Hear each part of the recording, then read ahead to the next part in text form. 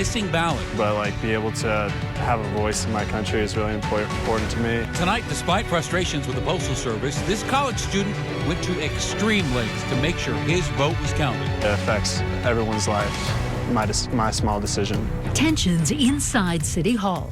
Denver City councilors want to change the mayor's proposed budget. But the mayor says this isn't the way to do it. I always say that Larimer Square really belongs to the people. And Larimer Square is on the market. The new people coming in, I hope, will steep themselves in with historic Denver. Why the owner wants to sell and what business owners in the area have to say about it.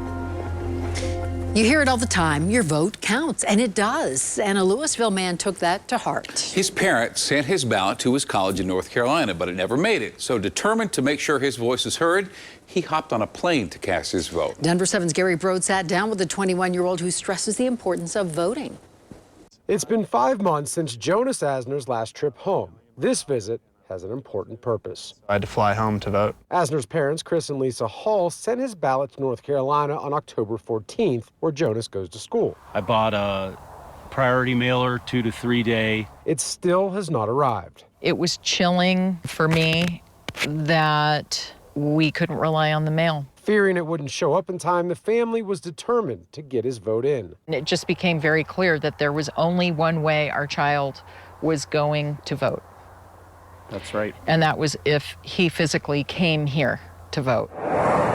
Asner flew from North Carolina to Colorado Sunday night, voted Monday, and flies back Tuesday morning. It was definitely cool to vote in my first presidential election, just as a milestone in my life. Asner explains his parents emphasized the importance of voting. Be able to have a voice in my country is really important to me. I was very proud. He came home with the I voted sticker on his shirt, so that was enough. That was enough. We were pleased. In Louisville, Gary Brode, Denver7.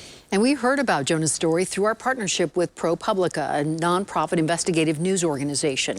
The Election Land Project tracks voting problems and election integrity. So if you have any election-related stories or questions or concerns, please let us know. Text the word VOTE to this number, 81380, or head over to thedenverchannel.com. More than 2.7 million Coloradans have already voted. 28% of them Republicans, 33% Democrats, 37% unaffiliated voters. And nationwide, nearly 100 million Americans have voted. And a reminder, voter intimidation is a crime. And late today, we learned that there were 2 armed men standing outside a polling location at the main Arapahoe County building on Prince Street in Littleton. They were filming people as they either walked inside or dropped off their ballot at the box. Voters say they felt intimidated. They were not wearing any clothing related to any specific party, but the Attorney General's office is investigating. And one final look at the most recent poll heading into Election Day. Joe Biden holds a double-digit lead in Colorado over President Trump, 54 to 41%. The Morning Consult poll also shows John Hickenlooper with a lead over Republican Senator Cory Gardner. That's an 8 percentage point lead, 52 to 44. And no matter where you will be tomorrow night, you can count on Denver7 to bring you live results. We'll have complete coverage from 5 p.m. to 11 p.m. At 5 p.m., we'll be checking in with ABC News here on air as polls close out on the East Coast. And starting at 6, join us for our uninterrupted coverage on our streaming platforms with live results and analysis of the local races throughout the night. Just search Denver7 on your device of choice, Roku, Amazon Fire, or Apple TV. We'll also have a special edition of Denver7 News at 10 tomorrow night.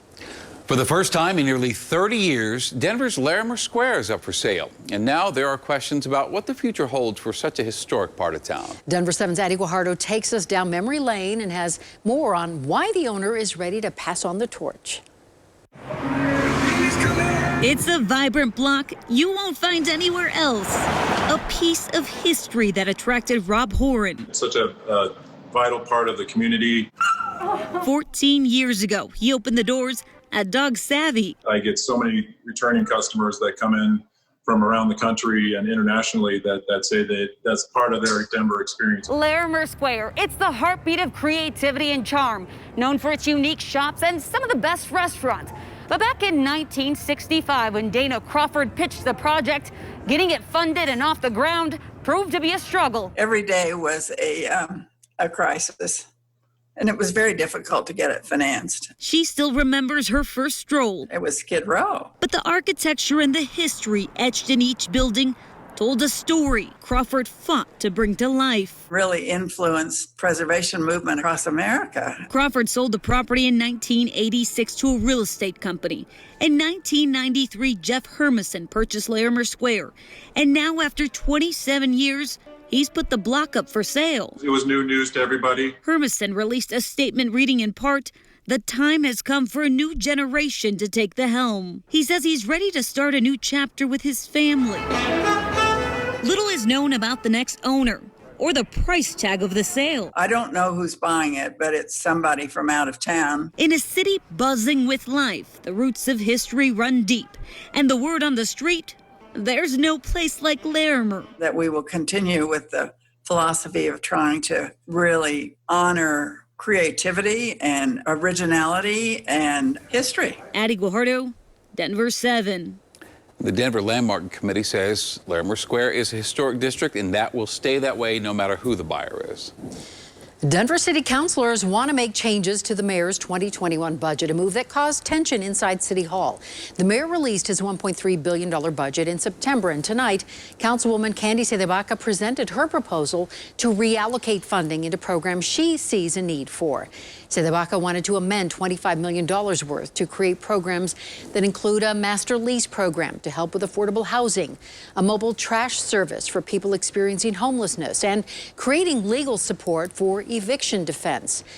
But to make it happen, she proposed the city take that money away from the Denver Police Department, and that's a plan Mayor Hancock was not fond of. None of Cedebaca's amendments passed tonight. Now, in a letter to councilors on Friday, Mayor Hancock wrote, "I must stress that reducing investments in public safety will not produce better safety outcomes for Denver's community." The mayor did promise to invest in other policing programs like the STAR program, which would send mental health professionals to 911 calls. He will reallocate money and plans to contribute $1.4 million from city funds for that program. Aurora City Council members reintroduced a new version of their plan to raise the minimum wage.